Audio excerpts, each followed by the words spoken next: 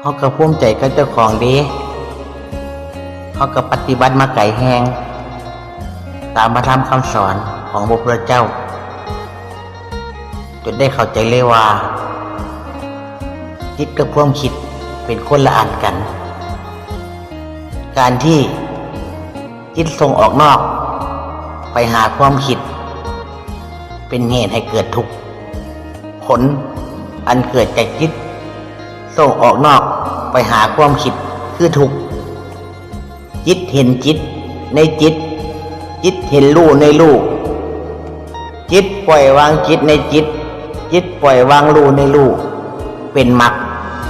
ผลอันเกิดจากจิตเห็นจิตในจิตจิตเห็นรูในรูจิตปล่อยวางทิ้งจิตในจิตจิตปล่อยวางทิ้งรูในรูเป็นนิโรธมีนิพพานเป็นผล